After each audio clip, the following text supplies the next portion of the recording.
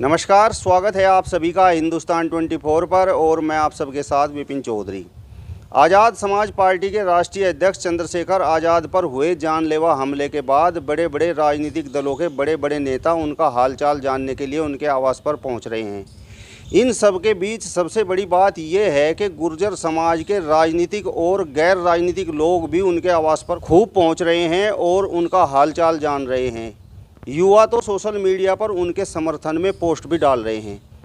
अब सवाल यहाँ पर यह उठता है कि गुर्जर समाज क्या चंद्रशेखर आज़ाद के साथ खड़ा हो गया है, राजनीतिक रूप से खड़ा हुआ है या सामाजिक रूप से खड़ा हुआ है, इस पर ही आज हम बात करेंगे। और बातचीत करने के लिए आज हमारे साथ युवा नेता अमित गुर्जर शिवपुर जी मौजूद हैं। अमित जी, सबसे पहले तो हिंदुस्तान 24 पर मैं आपका बहुत बहुत स्वागत करता हूँ। धन्यवाद विपिन जी, और आपका जो है सभी दर्शकों को भी मेरा नमस्कार और स्वागत है आपका भी। आज़ाद समाज पार्टी के राष्ट्रीय अध्यक्ष चंद्रशेखर आज़ाद पर जिस तरीके से हमला हुआ है, देवबंद में हमला हुआ है, तो इस पूरी घटना को आप किस प्रकार से देख रहे हैं? देखिए विपिन जी, ये हमला चंद्रशेखर आज़ाद पर नहीं है, ये हमला भारत के लोकतंत्र पर है। ये हमला उन तमाम गरीब और मजलूम मजदूर लोगों के ऊपर है जिनकी आवाज़ को उठाने का काम चंद्रशेखर करते हैं। जो समाज है, जो पिछड़े लोग हैं, जिनकी आवाज़ को चंद्रशेखर भाई उठाने का काम करते हैं, ये हमला उनके ऊपर है। ये हमला साजिशन हमला है और जिस तरीके से ये हमला होने का काम हुआ है, बहुत थोड़ा सा मैं तो ये कहूँगा कि भगवान का शुक्र है उनके बचने का काम हुआ। अगर वो एक सेकंड के भी 10वें हिस्से में अगर वो थोड़ा सा इधर उधर वो गोली रही होती, 1 इंच रही होती, तो शायद आज हम और आप दूसरे तरीके से बात कर रहे होते। मैं तो भगवान का शुक्रिया करूंगा कि उनकी जान बचने का काम हुआ। और ये हमला, ये केवल हमला नहीं है, भारत के लोकतंत्र पर हमला है। अमित जी, मेरा सवाल अब आपसे ये है कि अलग अलग दलों के बड़े बड़े नेता तो उनका हालचाल जानने के लिए पहुंच ही रहे हैं, लेकिन गुर्जर समाज के लोग भी बड़ी संख्या में उनका हालचाल जानने के लिए पहुंच रहे हैं, चाहे वह राजनीतिक हो या गैर राजनीतिक हो। और यहाँ तक तो युवा तो उनके समर्थन में सोशल मीडिया पर पोस्ट भी डाल रहे हैं। तो इसके पीछे आप क्या कारण मानते हैं?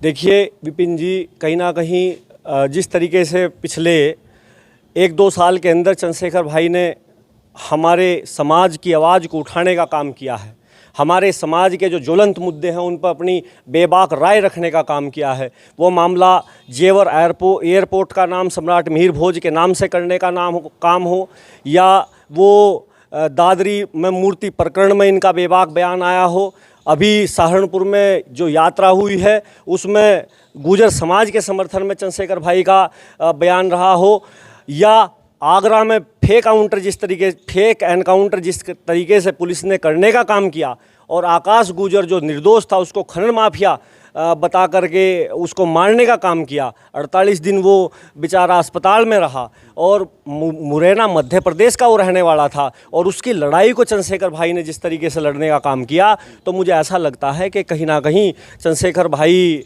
ने जिस तरीके से हमारे समाज की आवाज़ को उठाने का काम किया है, इसलिए हमारे समाज को ये लग रहा है कि हमारी बात इन्होंने मजबूती से उठाने का काम किया। तो कहीं ना कहीं समाज जो इन्होंने काम किया है उसका जो है प्रतिफल के रूप में इनके साथ आज खड़ा है। जिस तरीके से जो आरोपी हमलावर आज पकड़े गए हैं, पुलिस ने जिस तरीके से खुलासा किया है और उन्होंने कहा है कि दिल्ली एनसीआर में चंद्रशेखर आज़ाद जिस तरीके से बयानबाजी कर रहे थे तो वो उन्हें बुरा लग रहा था, तो क्या चंद्रशेखर आज़ाद गुर्जर समाज के पक्ष में बयानबाजी कर रहे थे या कोई और मामला था?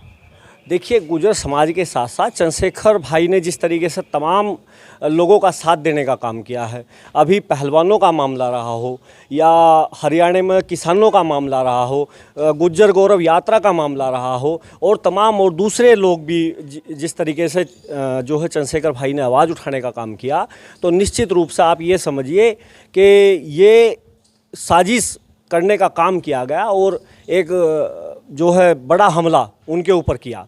और मैं ये कहना चाहता हूँ कि जिस तरीके से पुलिस ने ये कार्रवाई की है, हालांकि 2 दिन में उन्होंने 3 दिन में इनको अपराधियों को पकड़ने का काम किया, लेकिन कहीं ना कहीं हम लोग जो सामान्य लोग हैं ये पुलिस की कार्रवाई से संतुष्ट नहीं हैं। जिस तरीके से उत्तर प्रदेश में एनकाउंटरों का दौर है, जिस तरीके से घरों पर बुलडोजर चलाने का काम किया जाता है, जिस तरीके से और दूसरी बड़ी कार्रवाई की जाती है, तो कहीं ना कहीं उस तरीके की कार्रवाई इन अपराधियों के खिलाफ होनी चाहिए। और सब लोग पुलिस प्रशासन की तरफ और सहारनपुर के खास तौर पर प्रशासन की ओर ये देख रहे हैं कि आप इसमें कितनी कड़ी से कड़ी कार्रवाई करेंगे, क्योंकि केवल ये मामला नहीं है विपिन जी, अगर इस तरीके से इनको छोड़ दिया जाएगा तो दूसरे और लोग भी और दूसरे और लोगों के ऊपर भी, आप देखिए जिस तरीके से हमारे पश्चिम उत्तर प्रदेश में राष्ट्रीय लोकदल के नेता हैं, उनको भी कोई सुरक्षा नहीं है।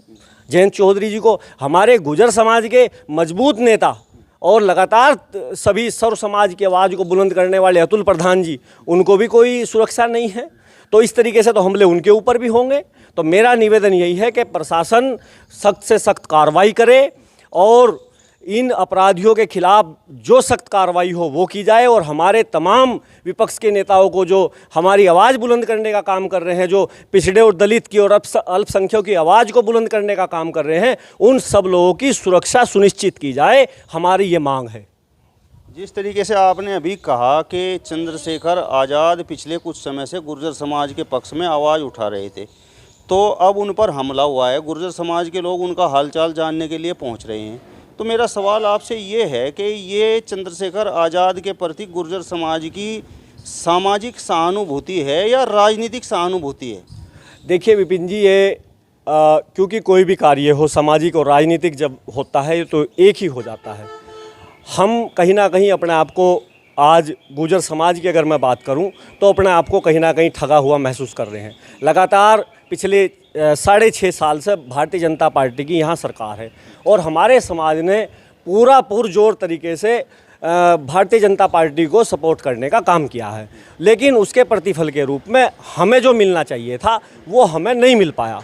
तो कहीं ना कहीं जिस तरीके से विपक्ष के लोग हमें तवज्जो देने का काम कर रहे हैं, जिस तरीके से इनसे पूर्ववर्ती सरकार में माननीय राष्ट्रीय अध्यक्ष श्री अखिलेश यादव जी ने हमें मिनिस्टर बनाने का काम किया, हमारे 3 MLC बनाने का काम किया, हमारे समाज को राज्यसभा देने का काम किया, हमारे समाज को प्रदेश अध्यक्ष अतुल प्रधान जी के रूप में छात्र सभा का बनाने का काम किया, तो वो कहीं ना कहीं हम लोग ढूंढ रहे हैं कि हमें उस तरीके का सम्मान आज नहीं मिल रहा है। और चंद्रशेखर भाई, क्योंकि वो राजनीति में एक उभरता हुआ चेहरा है और हमारे समाज को साथ लेकर चल रहा है, और दलित समाज में कहीं ना कहीं वो एक बड़े चेहरे के रूप में निकल कर सामने आ रहे हैं। तो एक दलित और गुर्जर गठजोड़ जो ये पश्चिम उत्तर प्रदेश में अल्पसंख्यकों के साथ में मिलकर एक बनने का काम हो रहा है, तो निश्चित रूप से ये सामाजिक और राजनीतिक गठजोड़ कहीं ना कहीं ये एक साथ होने का काम हो रहा है। तो इसलिए ये कहीं ना कहीं हमला है, और इसीलिए हमारे समाज के लोग उनसे ज़्यादा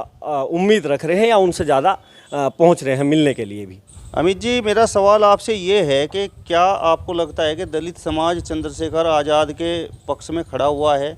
क्योंकि राजनीति से जुड़े हुए कुछ लोगों का कहना है कि जब तक मायावती है तब तक तो दलित समाज का वोट चंद्रशेखर के पक्ष में जा ही नहीं सकता।